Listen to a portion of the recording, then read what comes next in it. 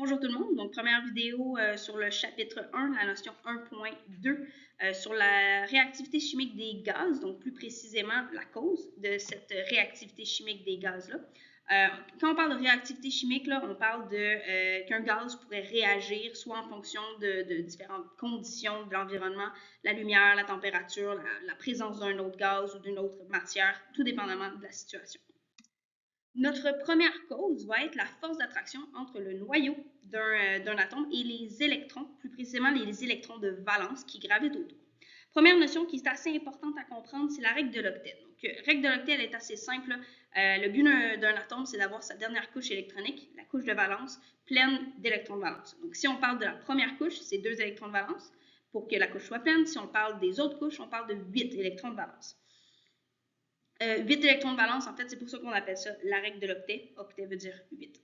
Donc, plus tu as d'électrons de valence sur ta couche, plus le poids des électrons de valence, on va l'appeler le poids total des électrons de valence, va être grand. Donc, plus tu as d'électrons de valence, plus tu as un gros noyau, plus la force d'attraction entre électrons de valence et noyau va être grande. Si cette force-là, elle est grande, eh bien, on a moins tendance à perdre des électrons. Il y a d'autres choses aussi qui vont faire varier cette force d'attraction-là. Bien sûr, la distance par rapport au noyau. Donc, plus on a de couches, plus on a une grande distance entre le noyau et les électrons.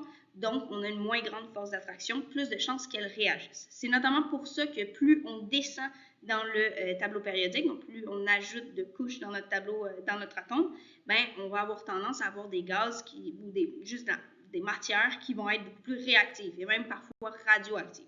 Alors, la distance par rapport au noyau et le nombre d'électrons, bien sûr, parce que le nombre d'électrons total va quand même avoir une masse supérieure, donc on va avoir une plus grande attraction. Ensuite, on va parler de l'électronégativité. L'électronégativité, je suppose que vous avez déjà vu ce petit graphique-là, c'est la tendance à gagner ou à céder des électrons. Donc, plus on est proche de 1, plus on va avoir tendance à céder ces électrons pour que notre dernière couche soit pleine. Règle de l'octet, encore une fois. Alors, si par exemple, on a le lithium qui a 3 électrons de valence, bien lui, il va vouloir en avoir 2, que sa couche soit le plus pleine possible. La première couche qui en a 2. Si on prend par exemple le fluor a 7 électrons de valence, alors lui, il va vouloir en gagner un, à tout prix, il va vouloir en voler un à quelqu'un pour pouvoir finalement avoir la même configuration électronique que le gaz rare le plus proche. Ici, le fluor a la plus grande électronégativité, donc il est très très proche de son noyau, il y a juste 2 couches, et excusez-moi, il est très proche de 8 aussi, il a 7 électrons de valence, donc il a une très grande réactivité chimique. Au contraire, par exemple, le francium, si je me rappelle bien, il est très très loin du noyau, il a 1, 2, 3, 4, 5, 6, 7 couches, donc il est très très loin du noyau et il est très proche de 1. En fait, il a un électron de valence, désolé. Alors, il a une faible électronégativité, il va faire tout pour perdre son électron pour respecter la règle de l'octet. Donc, c'est pas mal ça pour la deuxième cause. La troisième cause, c'est les liaisons. Cette fois-ci, c'est pas même l'atome, c'est les liaisons entre les atomes. Si on prend par exemple ici le difluor, les deux atomes de fluor vont se lier par une liaison qui est simple, qu'on appelle une seule liaison. Ça va être un partage d'électrons, liaison covalente, parce qu'on a affaire à 2 non-métaux. Donc, chacune des liaisons, on va voir ça un petit peu plus tard là, dans l'année, mais le concept qui est important à comprendre présentement, c'est que chacune des liaisons va avoir une énergie. Et cette énergie-là, il faut la dépenser, on va dire ça comme ça, la dépenser pour créer la liaison, mais pour la briser aussi. Donc, créer une liaison et briser une liaison, c'est une réaction, donc réactivité chimique. Chaque liaison va posséder une énergie de liaison qui lui est propre. Donc, par exemple, le difluor possède, si je me rappelle bien, 398 kJ. Donc, il faut dépenser ça pour pouvoir créer. Il faut dépenser ça aussi pour pouvoir la défaire. Il y a certains atomes qui vont avoir des liaisons qui sont multiples. Par exemple, le diazote va avoir une liaison qui est triple. Plus tu as de liaisons, donc liaison double, liaison triple, plus cette énergie-là pour créer la liaison ou la défaire va être grande. Plus l'énergie est grande, moins nos gaz sont réactifs. Donc, c'est pas mal les notions qu'il faut garder en tête.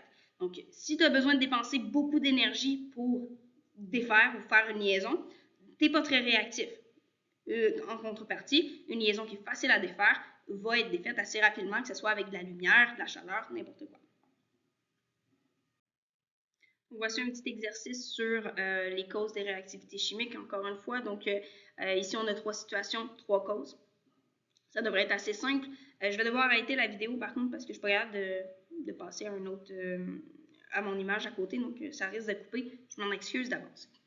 Première situation, on a le krypton. Donc, on dit que le krypton est très peu réactif par rapport au brom. J'arrête ça, je reviens. Donc, on a le krypton qu'on a juste ici. Je vais sortir mon petit stylet. Oh, ça marche pas. Je vais y arriver. OK. Qu'on a juste ici. Et le brom qu'on a juste ici. En fait, le krypton, c'est ce qu'on appelle un gaz rare. Donc, il a déjà 8 électrons sur sa couche de valence. Le brom, lui, il en a 7. Donc, le brom va être bien plus électronégatif que le krypton. En fait, le krypton ne va pas vouloir se séparer de ses électrons de valence parce qu'il respecte la règle de l'octet. Le brom, lui, est beaucoup plus réactif. Il va vouloir à tout prix en voler un à quelqu'un. C'est pour ça, en fait, qu'on a 2,96. Donc, ça, c'est notre électronégativité. On peut voir que c'est quand même très élevé. Donc, pour notre exemple, le krypton est très peu réactif par rapport au brom. En fait, le brom a une très forte tendance à, pour lui, ça va être gagner un électron, tandis que le krypton, pas du tout parce qu'il a 8 électrons de valence sur sa couche électronique, dernière couche électronique. Donc, le A va aller avec celui du milieu. Ensuite, pour le B, le dioxygène O2 est plus réactif que le diazote. Ici, le diazote va avoir une liaison triple et l'oxygène une liaison double. Donc, je vais vous apprendre comment déterminer ces liaisons-là éventuellement, mais je vous le dis, l'azote, en fait, je vais même vous le dessiner. L'azote, ça va être un N avec 3, on recommence ça, avec 3 liaisons. Donc, il va partager 3 atomes avec l'autre N. Et l'oxygène, lui, il va partager seulement 2 atomes avec l'autre O. Donc, plus on a de liaisons, bien sûr, plus on doit dépenser d'énergie pour faire ou défaire cette liaison-là. Alors ici, ça serait le dioxygène qui serait le plus réactif. Donc, le B, on parle de force de liaison. Le dioxygène a une moins grande force. Ensuite, pour le C, le xénon est plus réactif que l'hélium. Ici, bien sûr, on le sait c'est quoi la réponse, mais je vais quand même vous l'expliquer avec le tableau périodique. Je reviens. Alors ici, notre xénon, en fait, je vais vous sortir le petit pointeur, il est juste ici et l'hélium, il est juste ici. Donc l'hélium a une couche électronique, le xénon, on a 1, 2, 3, 4, 5 couches électroniques.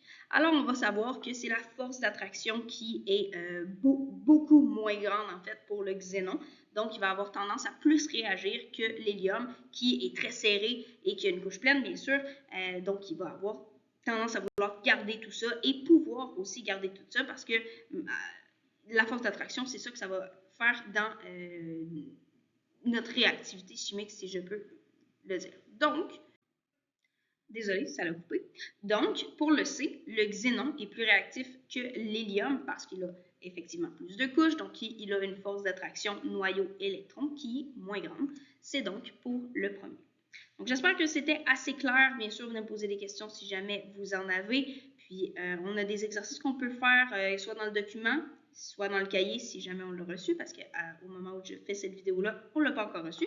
Alors, n'hésitez pas à venir me voir. Salut!